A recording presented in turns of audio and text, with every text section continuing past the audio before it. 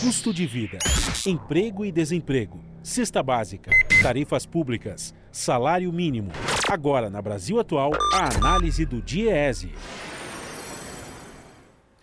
E agora vamos conversar com o diretor técnico do DIEESE, Fausto Augusto Júnior. Bom dia, Fausto.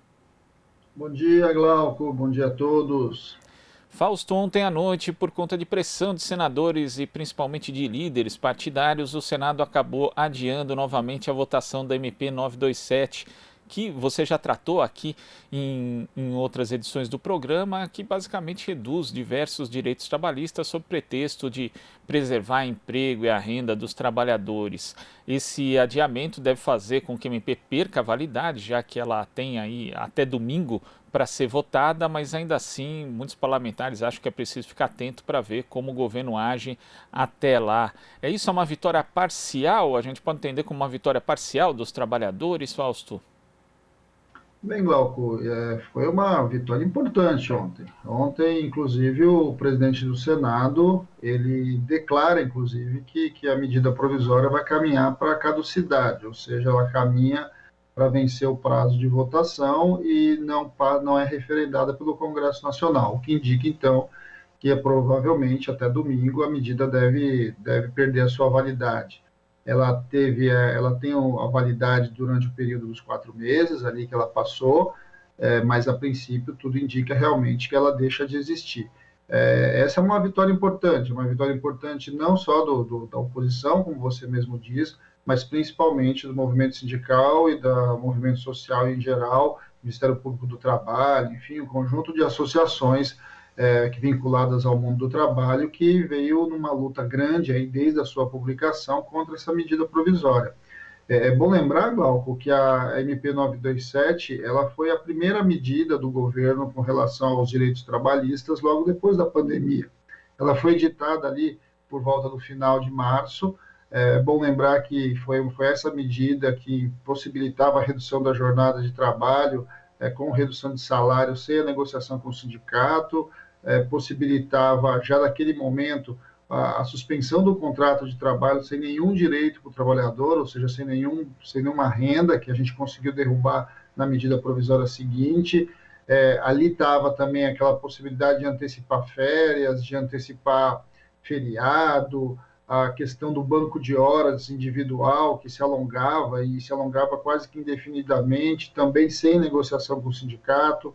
É uma medida provisória bastante extensa, ela se diz respeito ao conjunto grande de direitos e que ainda depois da passagem pela Câmara, Glauco, ela ainda teve uma questão ali colocada que foi a possibilidade, inclusive, do descumprimento dos acordos coletivos, inclusive daqueles já tramitados em julgados com relação à Justiça do Trabalho. Era uma medida provisória bastante polêmica, ela se remetia a direitos do trabalho, ela se remetia a tirar os sindicatos da efetivação da negociação coletiva, e ela ainda alterava questões como, por exemplo, da Covid-19. É bom lembrar que uma das medidas que estava contida nessa medida provisória era a não caracterização da Covid-19 como doença profissional, ou seja, você inclusive impedia que se o trabalhador pegasse a Covid-19 aí, tendo que ir trabalhar nesse período aí de pandemia, isso fosse considerado para todos os fins como doença profissional.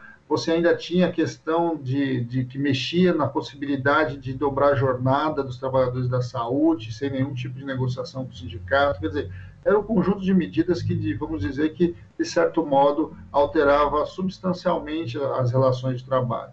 É importante o fim dessa medida provisória, ela abre a gente poder rever uma série de discussões que foram colocadas não só nela, mas inclusive desde a reforma trabalhista. Eu acho que ela coloca uma discussão para dentro do Congresso Nacional que direito do trabalho não pode ser simplesmente revogado por uma medida provisória do governo que tem isso como parâmetro. Eu acho que a gente tem agora é óbvio que nós temos que ficar bastante vigilantes, né? A gente sempre tem que estar vigilante em relação a essas questões, mas acredito que a medida 927 realmente ela está sepultada.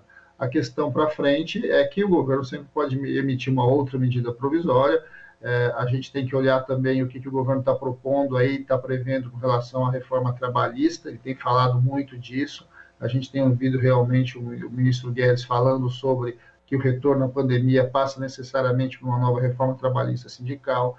Eu acho que nós temos que voltar essa discussão com bastante atenção para o Congresso Nacional. Mas, nesse momento, eu diria que é um momento importante, é um momento que o movimento sindical, a oposição, o conjunto das entidades tem que ser parabenizada, tem que comemorar, porque foi uma derrubada importante de uma medida que retirava um conjunto grande de direitos.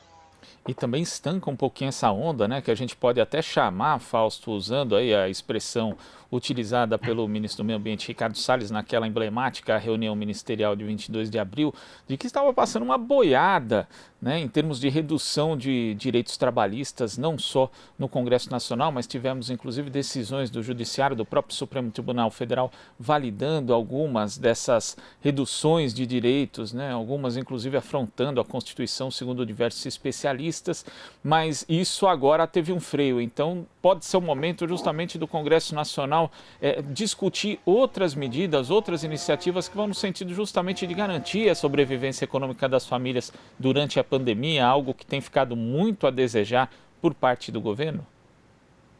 Eu não tenho dúvida, Glauco. Acho que assim, o Senado tem mostrado que ele tem sido a casa revisora, de fato, dessas medidas provisórias. Vamos lembrar que a primeira que foi deixada a caducidade, né, que perdeu a sua validade, foi a MP 905, que nós chamávamos e apelidávamos de a reforma trabalhista 2.0. Então, foi a primeira grande medida e que o governo insistiu em vários momentos em tentar trazer de volta elementos da 925, da 905, por meio tanto de emendas à 936, que é aquela que trabalha a questão da redução da jornada e a suspensão do contrato, e depois em cima da 927. E agora acontece o mesmo com relação à 927. O Senado tem cumprido um papel importante, porque ele é de fato a casa revisora em relação à legislação, é por ele que passa ali a última instância, de certo modo, do ponto de vista da análise das medidas provisórias. É bom lembrar, né, Glauco, também que a medida provisória é uma ferramenta, é um instrumento que nasceu ali na década de 80, na Constituição de 88, num grande acordo ali para o fechamento, né, efetivamente, para a efetivação da Constituição. Porque a medida provisória não faz lá muito sentido, né? A medida provisória ela é uma herança nossa da ditadura, dos antigos decretos-leis, que eram quase que medidas impositivas, né? O que a medida provisória acabou sendo? Ela que é um decreto-lei, ela é impositiva, mas ela tem prazo de validade e precisa passar por dentro da Casa Legislativa. Então, discussões como que a gente está vendo, que passam por relações a direitos, que passam em relação à questão do conjunto das leis que regem ao mundo do trabalho, elas precisam de discussão mais séria, elas precisam de discussão com mais tempo, elas precisam de discussão maior com a sociedade. Não pode ser uma medida provisória que um governo de plantão acaba definindo e acaba alterando todo um conjunto de valores, um conjunto de leis, um conjunto de relações. Eu acho que nós estamos nesse momento em que vai se colocando um freio a essas possibilidades. Eu acho que o sistema democrático tem os seus mecanismos, a possibilidade da tramitação nas duas casas das medidas provisórias é importante e, nesse momento, o Senado cumpriu um pouco o seu papel. Eu acredito que agora a gente tem que abrir, sim, outras pautas. É importante a gente pensar, neste momento, no financiamento das empresas, no financiamento principalmente das pequenas empresas, porque, neste momento, a gente sabe que é o momento em que essas pequenas empresas enfrentam muita dificuldade.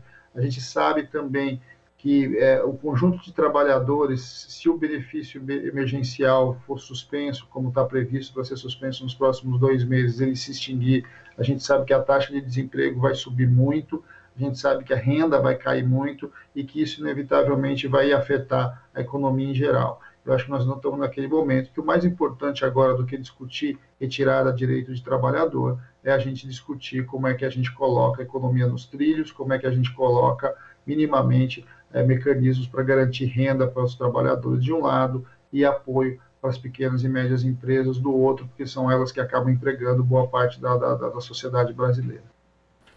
Tá certo, Fausto. Muito obrigado pela sua participação aqui no Jornal Brasil Atual e até a próxima. Até a próxima, Glauco. Bom dia a todos. Bom dia. Conversamos aqui com o diretor técnico do Diese, Fausto Augusto Júnior. Você está ouvindo Jornal Brasil Atual. As notícias que os outros não dão.